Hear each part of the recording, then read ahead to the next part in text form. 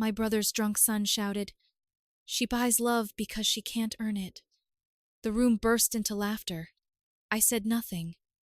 I just left. Days later, when they realized what I'd done, the flood of frantic texts nearly crashed my phone. You ever walk out of a room knowing you'll never walk back in the same way? That night felt different from the start, though I didn't know why at first. It was my niece Emma's graduation party, thrown together last minute at my brother's place. Plastic folding tables, cheap banners taped to the wall, and a grill that kept setting off the smoke alarm. The kind of party that looks thrown together by people who only love the idea of celebrating someone, not the person themselves. But I showed up, like I always do. I had driven an hour and a half, brought a framed quote from Maya Angelou that I had spent extra money to get custom made, and tucked 2 crisp $100 bills into a card I wrote by hand. I do that. Still write cards. Still mean what I say. Maybe that's my curse. No one looked up when I walked in. My brother gave me a one-armed hug with a hot dog in his other hand. His wife didn't even pretend to smile. And the rest of them, the cousins, the grandkids, my parents in their recliners, were too wrapped up in their own little circles to notice the one woman who's funded half their problems. I've helped pay for 2 semesters of community college for a niece who flunked out before midterms. Paid the down payment on Brandon's second car. Sent emergency rent money to my brother 3 times in 1 year when he couldn't catch a break. Bought groceries for my parents when the fridge was empty. And I never once held it over their heads. Not once. I used to think they saw me as that night made it clear. I wasn't dependable. I was disposable. Useful until I wasn't. Brandon was already drunk when I arrived. But by the time the sun went down, he was full-blown loud, stumbling, slurring, laughing like a cartoon villain at his own dumb jokes. He stood up in the middle of the room, a beer bottle swinging in his hand, and said he wanted to give a toast. I should have known better. She buys love because she can't earn it. I didn't even know he was talking about me until I saw their faces. And then they not polite chuckles, not nervous glances, full laughter. My brother howled like it was comedy night. My parents laughed too. My parents. Emma covered her mouth but didn't stop. And the worst part, no one, not one person said a thing to stop him. I didn't say a word. I didn't need to. I set my plate down, walked past the half-dead potted plant near the door, picked up my purse and left, just like that. The cold air outside felt cleaner than the fake warmth in that house. I drove home in silence, didn't cry, didn't get angry. Just sat there thinking about every time I'd said yes when I should have said nothing at all. Every dollar I gave, every of course when I should have said figure it out. At home, I pulled out a drawer in the guest room filled with papers I hadn't looked at in years. Receipts, transfer confirmations, letters of thanks that had turned into expectations. I stayed up all night building a list. A real list. Everything I'd paid. Everyone I'd helped. I started highlighting names. Brandon, $2,000 in tuition and a $700 car repair. My brother, $12,000. $500 over 8 years. Emma, 3 birthday gifts, 1 laptop, 1 rent deposit. My parents, groceries, electric bills, prescriptions, too many to count. I totaled it. I stared at the number. 46,733美元, 22美分. That was the price of being their afterthought. And that was the night I decided to stop.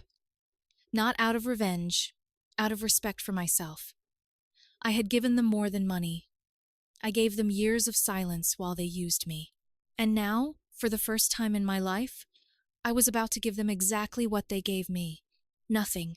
They didn't realize it that night, but they would. And when they did, the panic came fast. It started small, subtle, like they didn't even notice it first. The next morning, Brandon texted me. No apology, of course, just a casual, "Hey, do you still have the number for that mechanic you used?" I didn't reply. I deleted the message. He followed up 2 hours later with, "You good?" Still nothing from me. 2 days later, a third text. "Aunt Dorothy?" Silence. Then my brother called. I let it ring out. He called again, and again, then a voicemail. Hey, not sure what's going on, but Brandon didn't mean anything. You know how he is. Let's not make this a big thing, okay? I saved the message just in case. A week passed, and the birthday invitation for my youngest niece came in the mail. One of those last-minute Facebook-style cards printed at Walgreens. I used to send a check, a gift, and sometimes helped pay for the party. This time, I tossed the invite in the trash. They still hadn't said sorry. Not one of them. Not even Emma, who had taken the envelope I gave her, with a smile like she deserved it. Then came the money request. My brother texted, "Hey, kind of tight this month. Think you can help with the phone bill? Just until Friday." He attached a screenshot of the overdue notice. I texted back one word. No. 10 minutes later he sent, "Wait, what?" Followed by, "Are you okay?" That's when the tone started shifting. My silence wasn't passive anymore. It was loud. A few days after that, my sister-in-law messaged me on Facebook. "Hey, just wondering why you're acting like this. It's not like you to hold a grudge." Took everything in me not to laugh. They thought I was acting different, but I was finally acting like them. Brandon posted something on Instagram. A selfie with the caption, "Real ones only," and a little snake emoji. Subtle, but I knew it was aimed at me. He still owed me $700. I'd reminded him 6 times in the past 2 years. Always got some excuse. Now he was wearing $200 sneakers and calling me a snake. That week my dad called. That one almost got me to pick up, but I didn't. I let it go to voicemail. He didn't leave one. A few days later, I got a group text from my brother. "Can we talk? We all feel like something's wrong and it's hurting the family. We miss you." I left it on read. The panic truly kicked in when the car insurance lapsed. I know because my niece called me crying. The same one who laughed at Brandon's little performance. She said they needed $300 by Friday, or they'd lose the car. She didn't say sorry. She just said, "Please." I didn't reply. That night, I heard from a cousin I hadn't spoken to in years, one I'd loaned money to during her divorce. "Dorothy, are you okay? Everyone's saying you're going through something." I almost responded, but I didn't owe anyone an explanation. Let them sit in the silence. Let them feel the weight of the space I used to fill. And then, just when I thought it might start to cool down, my phone exploded. Missed calls, voicemails, messages. Not just from family, from friends of the family, neighbors, even my church group. Apparently, my brother had started telling people I was having some kind of breakdown, that I was isolating, that I needed help. I wasn't having a breakdown. I was waking up. And they didn't know it yet, but I was just getting started. I didn't send the list out of anger. I sent it for clarity. A mirror. Let them see themselves. I printed each one neatly. No dramatic fonts, no angry notes. Just their names, dates, and exact amounts I'd given them over the years, with totals at the bottom. I included interest. Not because I expected to get paid back. I never would. It was to show them how far from supportive family they'd drifted, how transactional it all had been. For Brandon, I included a copy of the bank transfer where I paid for his court fines, plus the check I wrote for his laptop that magically disappeared a week later. For Emma, I included the laptop receipt and the custom jewelry she once cried over, a gift she later sold online. I mailed them all out the same day. No note, no explanation, just the numbers. I didn't hear anything for 3 days. Then the storm hit. First came my brother. He called me 17 times in one day, left 5 voicemails. He was livid, said I was embarrassing the family, airing private things, and that I looked crazy. What he didn't know was that I sent a copy to my parents, too. My mother left me a voicemail saying she was shocked and didn't remember asking for help that many times. My father didn't call, but I know he saw it, because the next day I got a letter in the mail.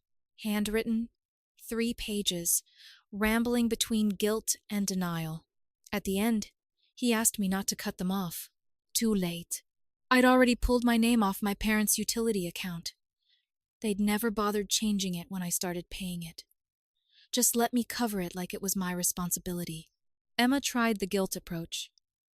Sent me a long text about how she was just a kid and didn't know what Brandon would say. Said she didn't laugh at me, just laughed because she was nervous.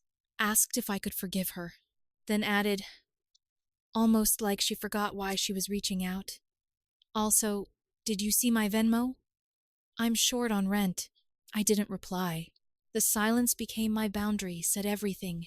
Then something happened I didn't expect. A cousin I hadn't spoken to in over 5 years, Monica, called me. She didn't ask for money. She just said she got the letter. And she hadn't realized how much I'd been doing for everyone. He said she was sorry. Not the fake kind, the kind you don't expect. She said she understood if I wanted distance, but she hoped I was okay. I didn't know what to say to that. Then another surprise.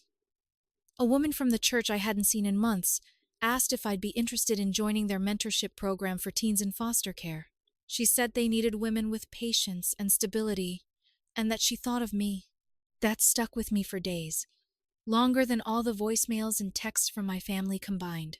While they were scrambling to fill the void I left, I realized something. I was ready to stop giving to people who only took. I wanted to give to someone who might actually need me. Someone who wouldn't laugh at me in a room full of people who fed off my kindness. That's when I made the decision. I was going to adopt. Not because I was lonely, but because I still had love to give, and I refused to let it rot in a place where it was never appreciated. I didn't walk into the adoption center with a plan. I walked in with curiosity, and maybe for the first time in a long time with hope. It wasn't one of those clean, Instagram-worthy places. It was cramped, buzzing with outdated fluorescent lights and the soft echo of too many voices, but it felt honest. There were no fake smiles, just real kids and tired workers doing their best.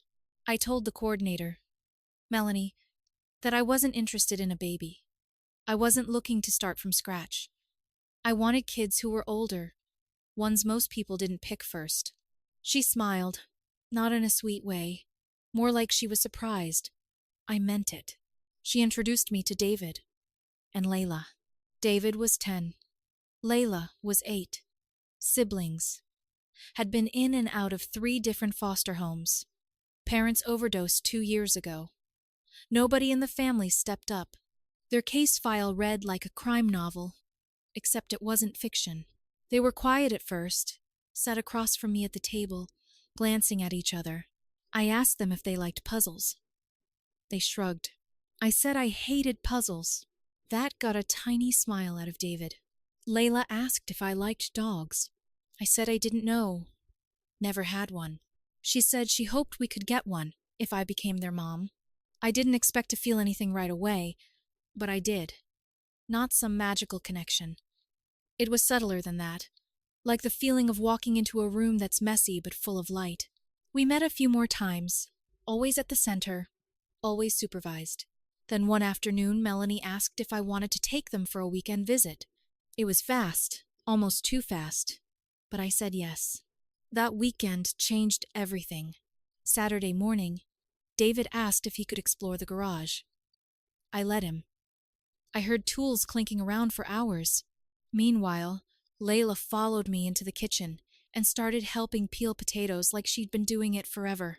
Sunday morning, I found David in the living room with something in his hands. It was a photo of my husband.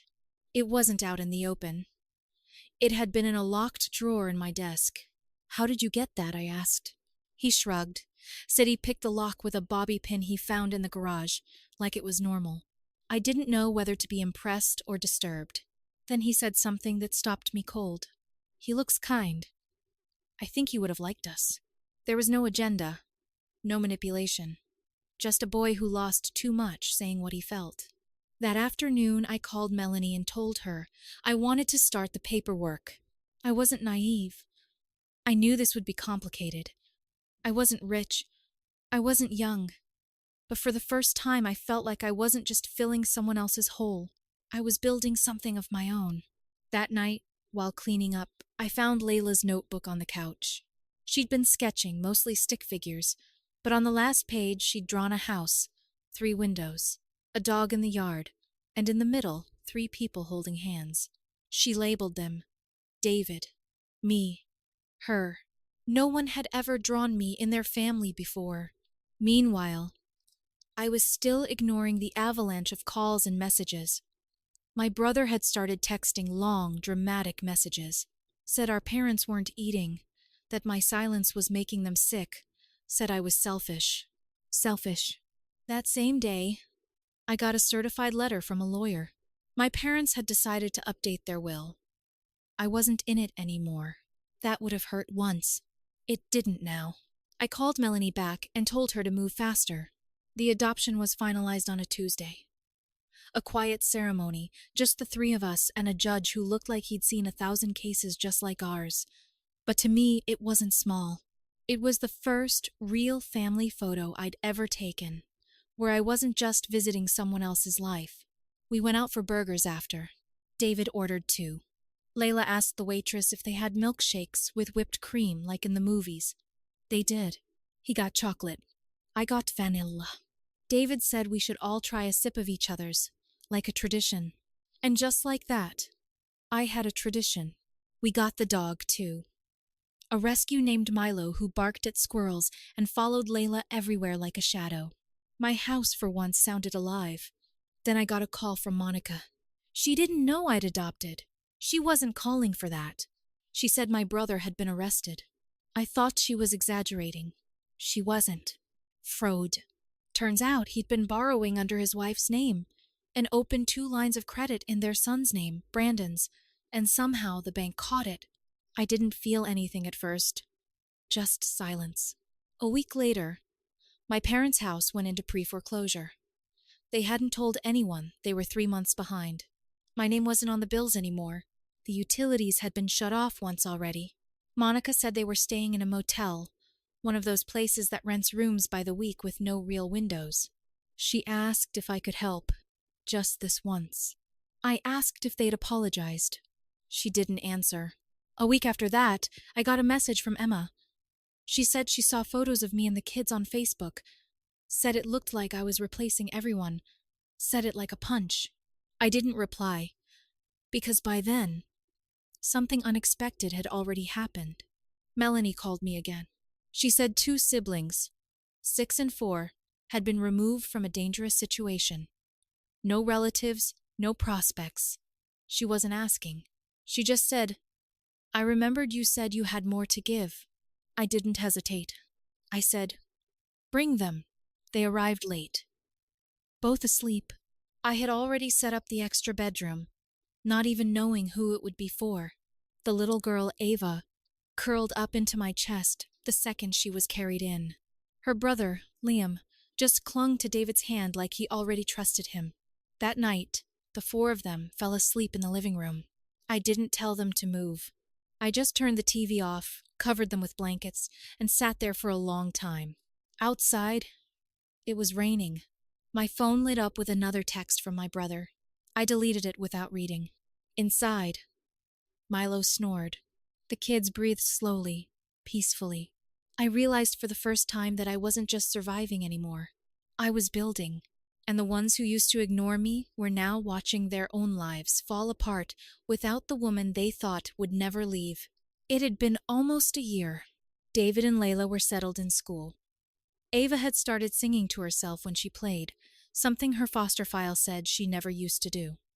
Liam stopped flinching when someone raised their voice.